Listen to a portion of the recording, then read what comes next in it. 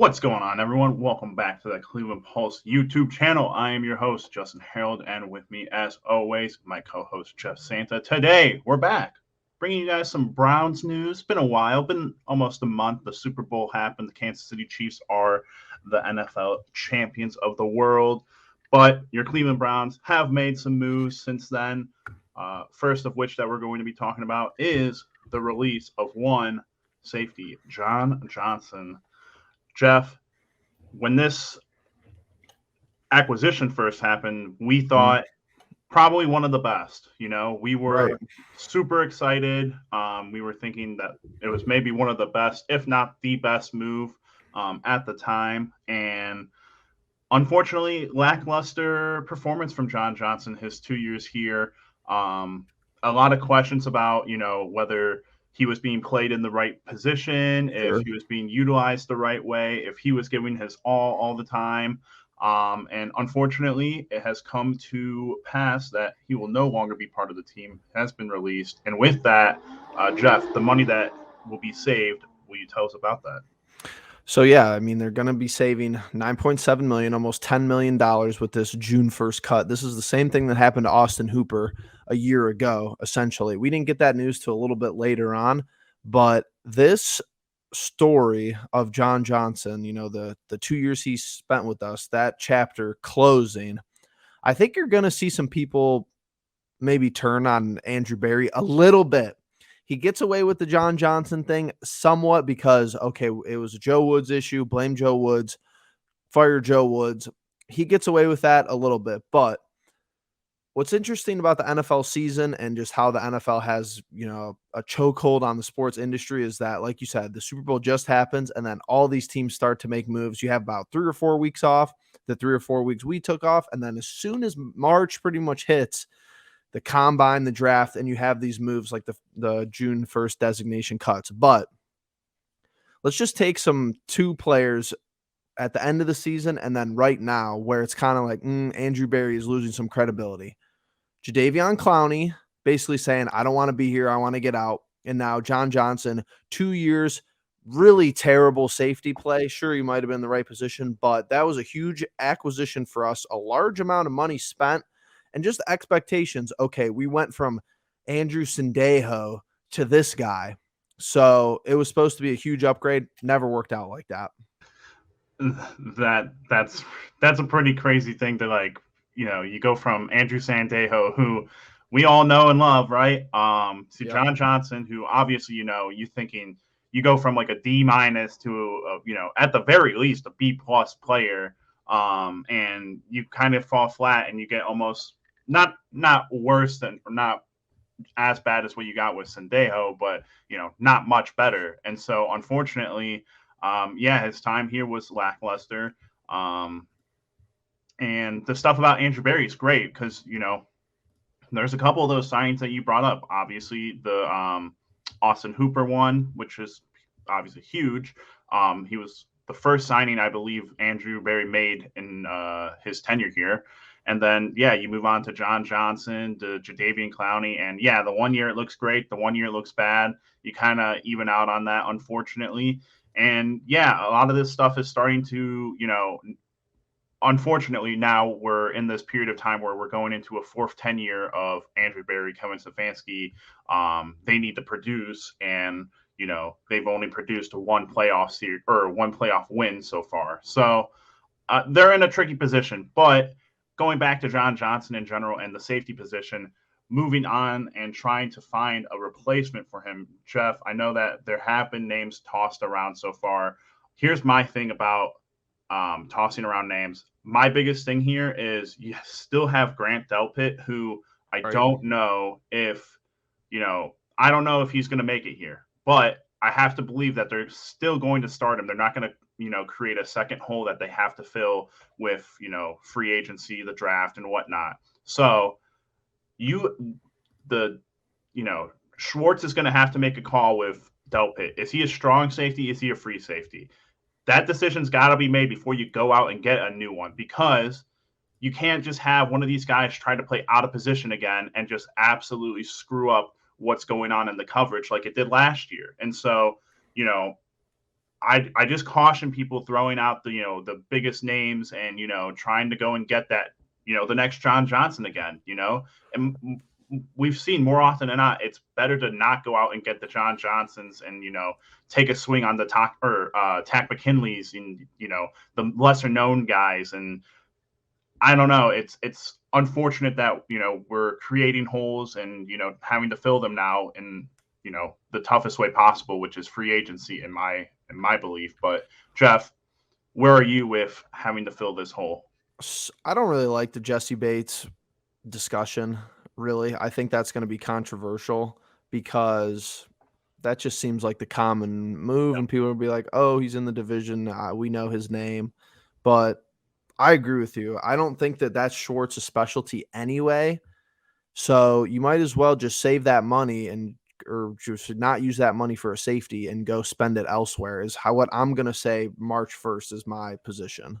Here's the one player that I know of that is a free safety that it's interesting. His career went from one of the highest highs to one of the lowest lows. Anthony Harris, who was the former free safety in Minnesota, and when Kevin Stefanski first came over, a lot of talk about Anthony Harris coming along with him in either a trade or an acquisition of some sort. But I believe he's kind of fallen off. I think he's bounced around quite a bit and is now, not in that kind of, I don't know what to call it, mindset or, playing ability that, he's a top guy. But I would still go and take a swing on a guy like that just to fill the hole for now and hopefully find someone in training camp either through the draft or who's already on the roster. You still have guys that are on the roster, but, obviously there's going to be a lot of figuring out to do by Schwartz here. So other names I'm looking at, Jimmy Ward is one, but he's a strong safety, so I don't really think that would work. And then Von Bell's a question mark for me. I mean, he's shown flashes, but more often than not, he's just kind of been a good to mediocre safety. So I don't know, kind of pigeonholed here. What do you think, Jeff? Yeah, I think we're going to have to do some more research before we really say, oh, we want this guy as our new safety before we come back and make, an official video about it, which we probably will do unless Andrew Berry just goes and does something right away and kind of shocks us all. But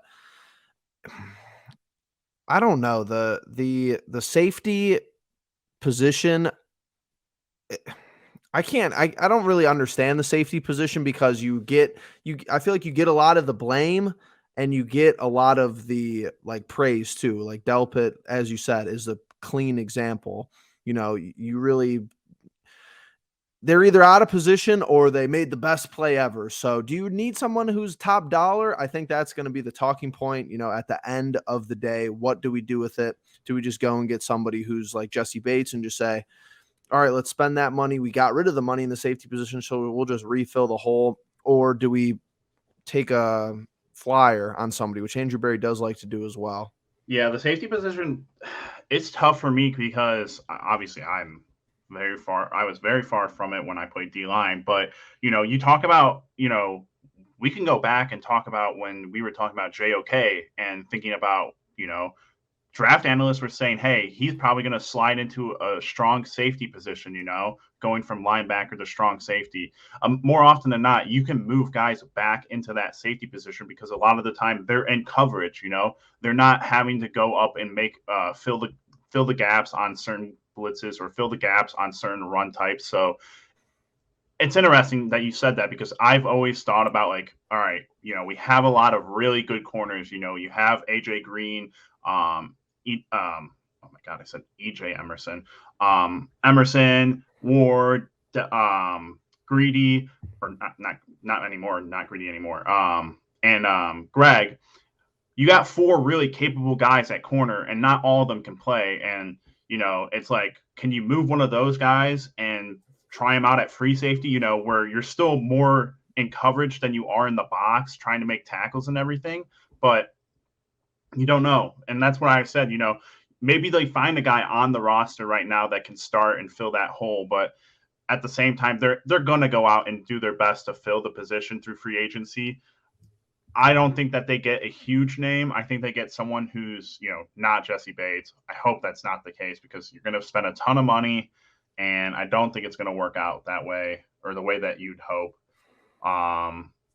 The smaller names, again, you just kind of need to fill the hole with someone that either knows the ropes. Go out and get a veteran who, not an Andrew Sandejo, but someone who is slightly better, who knows what they're doing, who the Anthony Walkers of, the safety position who just go do their job. And, it's not the prettiest thing. It's not the, greatest. It's not the worst, but it gets the job done. Yeah, for sure. I totally agree. And just find somebody who's not going to do stupid stuff back there and just not give up big plays. And maybe somebody who Schwartz knows from his past, I think could be an option. Yeah, probably someone from, the Eagles, his time back with the Titans, he could very well bring someone in that he knows of. I had something that I wanted to say about Schwartz and trying to figure out this position. In the draft, I just wonder if, they go for a third round guy or they move up. But you look back and you got guys who they did that with in the past and it just doesn't work out. I'm trying to think with Schwartz, who's a guy in free agency that there's someone from the Eagles and I remember his name being up for free agency, and they have way too much money problems going on apparently in Philadelphia. So I can't figure that one out, but nonetheless, new hole to fill. John Johnson's, I wish I could say nicer things about him leaving and everything, but I honestly can't. He always sounded super intelligent and sounded like he knew what he was talking about, and just never, came together on the field with the rest of the team. So unfortunate that it happened, but moving on, getting past it. Jeff, any final thoughts? No, just another piece to monitor. I think that this was always a possibility, so not too big of a surprise. Maybe a surprise that it happened so early in the offseason, but Andrew Berry, just more things to do in the offseason. We know it's going to be a busy one anyway. Yep. Well, if you guys made it this far, thank you very much for watching. Please make sure you guys are liking, subscribing, hitting the bell notification, leaving a comment what your guys' thought on the safety position, John Johnson's departure, his tenure here. And with all that being said, we'll catch you guys in the next one. Peace.